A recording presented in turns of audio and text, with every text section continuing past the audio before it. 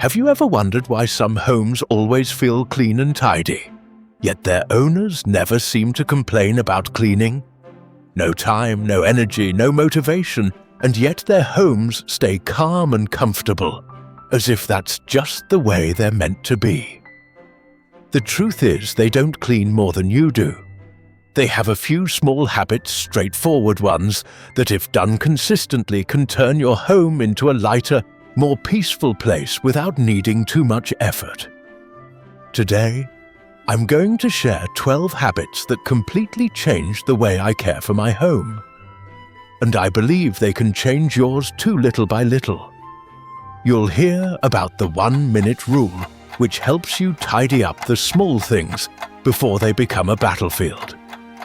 You'll see why every item should have a place to return to, and how touching something only once can lighten your home 100 times over. You'll also learn about the box for things you don't know what to do with yet. That box didn't just help me organize, it helped me release a lot of inner conflict I didn't expect. Especially habit number 8 will be the most surprising of all, because it's so simple you'll wonder why you never thought of it before. And if you've ever believed that keeping a clean house takes all day or requires expensive tools, I'm here to prove otherwise. A peaceful living space isn't about perfection. It's about small systems you create each day. Tiny steps can bring big change. Before we begin, don't forget to like, share, and subscribe if you find this helpful. Your support is what keeps us going and sharing meaningful things. Thank you for being here. Now let's begin with the first habit, the rule that only takes 1 minute, but can keep your house clean all day. Habit 1. The 1-minute rule. Some tasks are so small, we think we can just do them later. A sock falls out of the basket. A glass sits in the sink. A bill is left on the table. Each task takes just a few seconds, but if we keep saving them for later, they pile up and turn into an hours-long cleanup. The 1-minute rule was born out of the times I looked around and wondered why things always felt messy.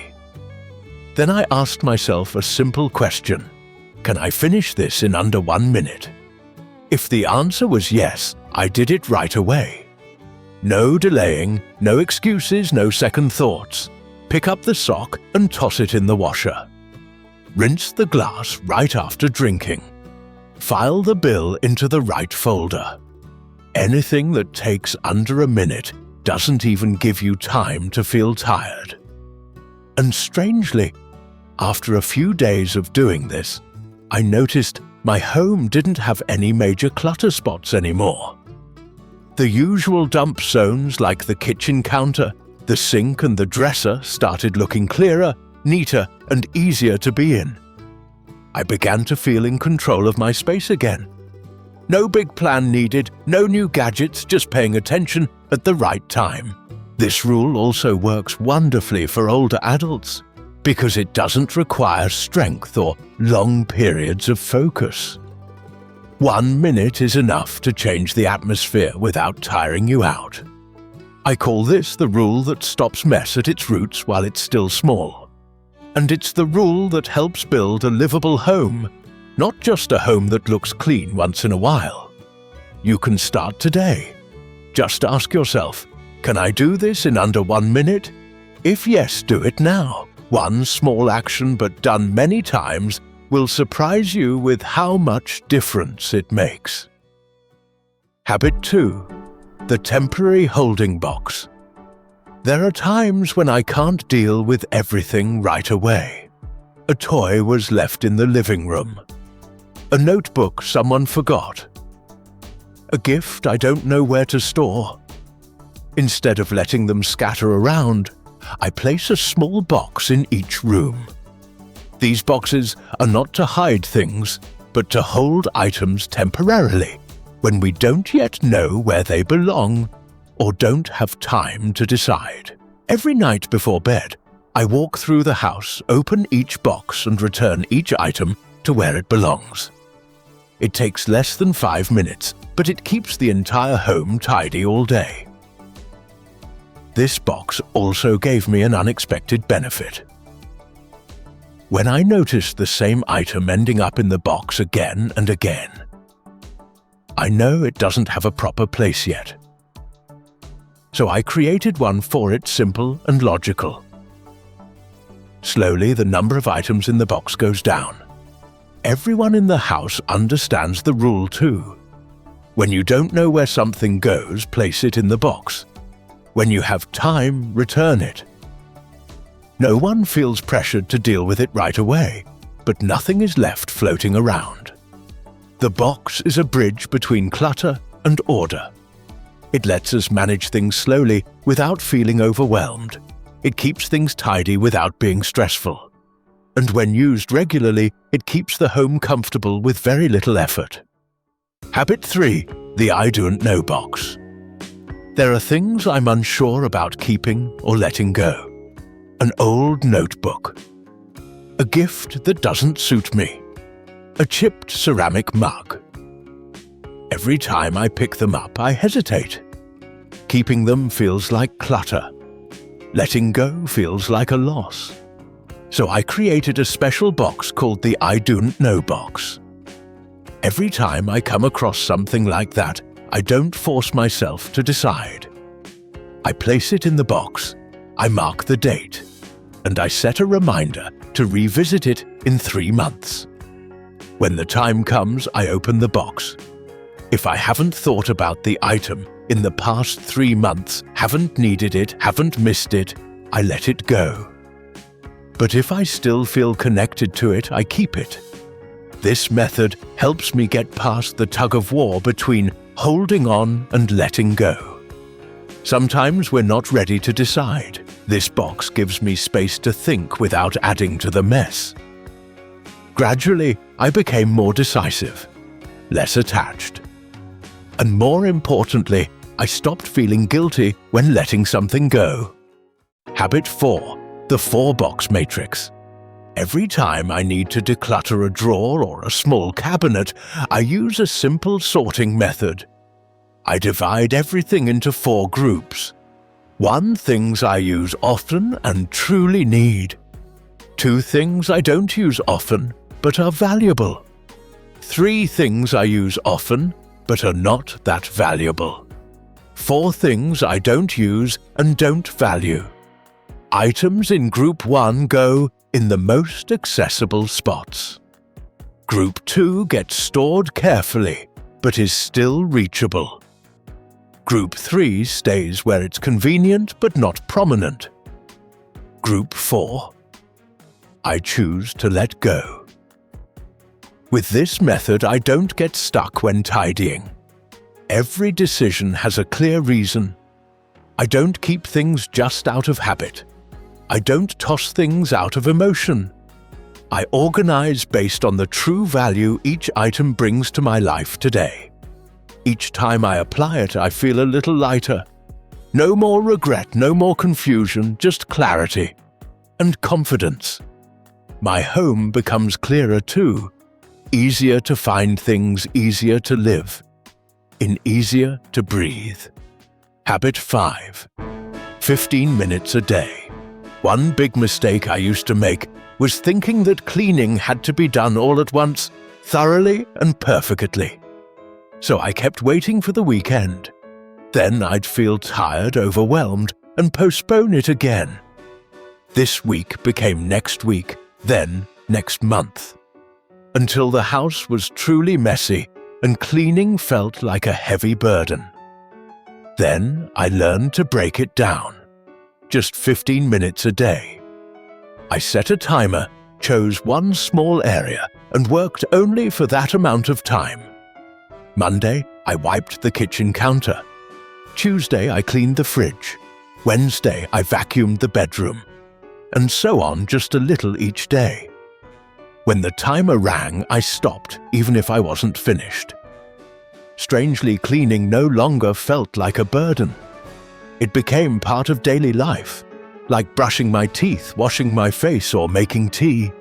I also kept a small cleaning kit on each floor so I wouldn't waste time gathering supplies. And I chose moments when I was relaxed, like wiping shelves while listening to music, folding clothes while chatting on the phone. Cleaning without feeling tired. Tidy without trying too hard. These little daily actions kept my home in a comfortable state. No more weekends buried in chores. No more sighs when looking around the house. Just 15 minutes can create the clean, light space you've always wanted. Habit 6. 1 in, 1 out. I used to bring in new things and forget to let go of the old. A new shirt, a pretty mug, a useful kitchen gadget. But nothing ever replaced the old stuff. The closets got fuller, the drawers tighter, the space more suffocating. Then I gave myself one rule. Every time something new comes into the house, something else has to go. If I bought a new pot, I gave away the old one. If I received a gift, I let go of something I rarely used. If I got a new pair of shoes, I would pick one old pair to donate. At first it was hard. But then I realized it not only kept the house tidy, but it also made me more mindful about what I bought. Before shopping, I asked myself, is this worth replacing what I already have? Often the answer was no, so I didn't buy it. I saved money, space and peace of mind. 1 in, 1 out isn't about limitation. It's about protecting balance. Things will keep coming into our lives, but they don't have to stay forever. Keep what's truly useful, truly loved, truly needed. Let the rest go so others can use them. A gentle circulation, no clinging, no hoarding, no burden for the home or ourselves. Habit 7. Fewer surfaces, less clutter.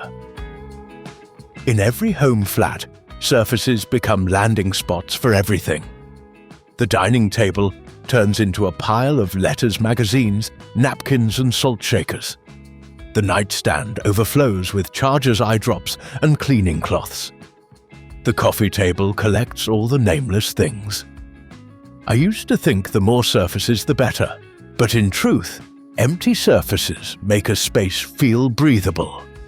I started by noticing which areas tended to collect the most stuff. Then I reduced the number of surfaces. The small table in the hallway held only keys and new mail. The nightstand had just a lamp and a pillbox. The kitchen counter held 3 daily use items. The rest went into cabinets. If a surface wasn't truly necessary, I removed it. For items that caused clutter, I found better storage. The strange thing is, when a surface stays clear, it naturally teaches you not to place things on it. And when there are fewer places to dump things, I feel lighter. It's easier to clean. Everything looks more open. I no longer feel surrounded by stuff. Each clear surface feels like a breath of fresh air for the room. And when the home has enough of these spaces to breathe, you feel like you can breathe more easily too. Habit 8. 30 seconds before leaving. I picked up this little habit every time I was about to step out the door. I'd look around the room for 30 seconds, take the glass to the sink, fold the blanket I just used, put the remote back in place. Sometimes it's just straightening the pillows on the sofa. That's it. But when I came home after a long day, opened the door and saw everything in place, I felt grateful for those 30 seconds. It's a moment to gently reset the space. No deep cleaning needed, just return things to where they belong. Over time, I started using this habit at other times too. Before bed, 30 seconds to tidy my nightstand. After meals, 30 seconds to wipe the kitchen table. Before starting work, I take 30 seconds to straighten my desk.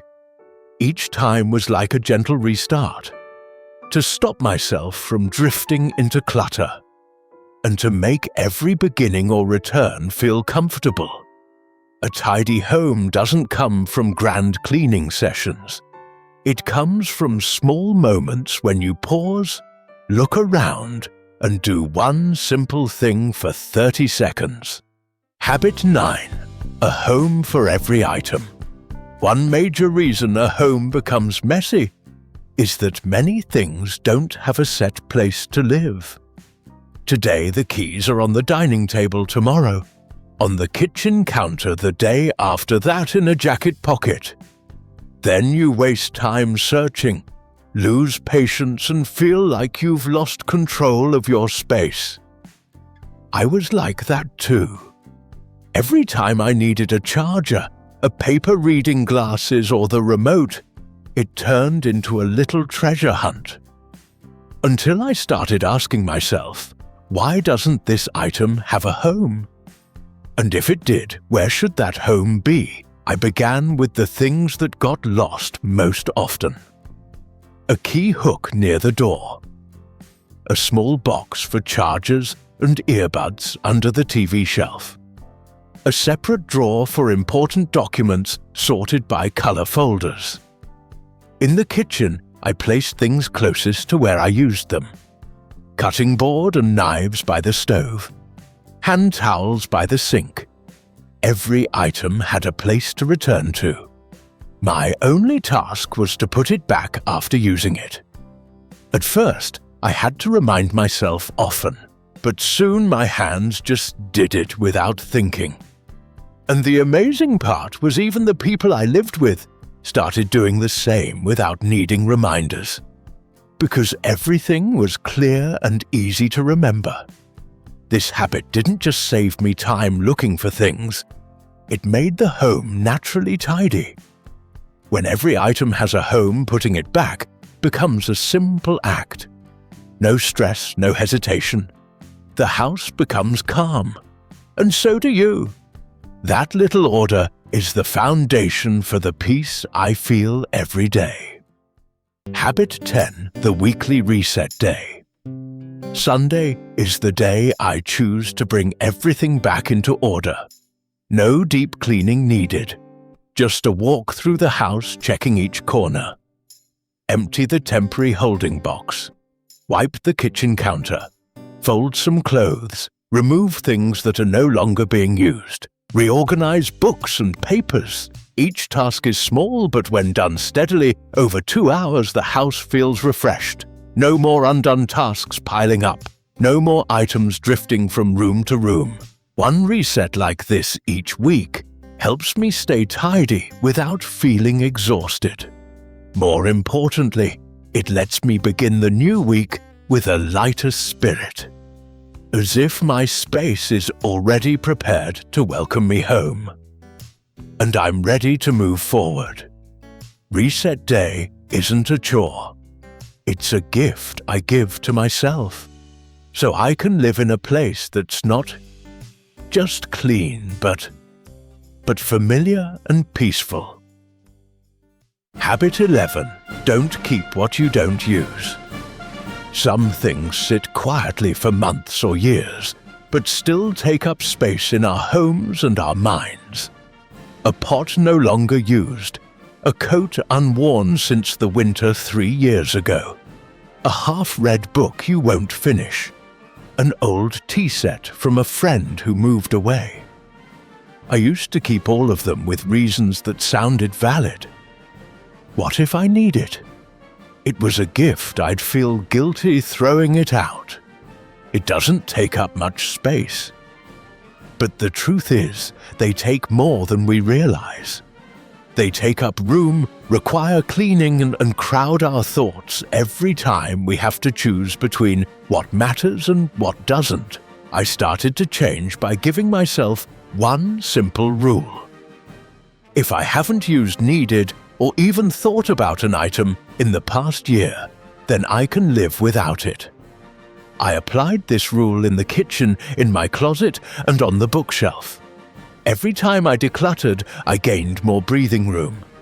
Items still in good shape, I packed them carefully and gave them to someone who could use them. Things too old I let go of with gratitude. The lightness didn't just come from empty shelves. It came from releasing the invisible weight of the past. I wasn't throwing away memories. I was keeping only what still lived with me today. And strangely, the fewer items I had, the more I valued each one that remained. Every day things became more meaningful because they were chosen not just there. And I realized letting go isn't losing. It's making space for new life to enter. Habit 12. Touch once only. I used to do something that seemed harmless. Set new mail on the table to read tomorrow. Hang my coat on a chair for now. Leave a new spice jar on the counter, saying I'll put it away later. But later could stretch into a day, then a week. And those temporary things turned into nameless clutter. The habit of touching once only helped me break that cycle. When my hand touches an item, I make a decision. If it's mail, I read it and handle it or file it away. If it's a coat, I hang it up. If it's something new I bought, I put it in its proper place. No temporary spots, no doing it later. At first, I had to remind myself constantly. But the more I did it, the more relieved I felt. I didn't have to remember unfinished tasks. No more piles of unopened mail. No more chairs covered in clothes. No more sinks full of dishes waiting to be washed. A single finished action brings peace of mind. The house feels lighter. So does the heart. This habit also trained me to make faster decisions. Instead of delaying out of fear, I learned to trust my small choices.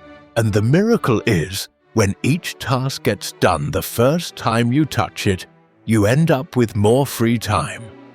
No more half-done loops. No more forgotten items. Just a smooth light flow through every space in the house. We've just gone through 12 small habits with powerful effects. From doing something within 1 minute to giving every item a home. From letting go of what's no longer used to keeping surfaces clear. From the temporary holding box to resetting the whole house once a week. None of these habits asks you to be perfect. They only ask for gentle, consistent repetition every day. And it's that quiet consistency that creates a home that stays tidy and clean without wearing you out. Choose one habit that feels right for you. Start today.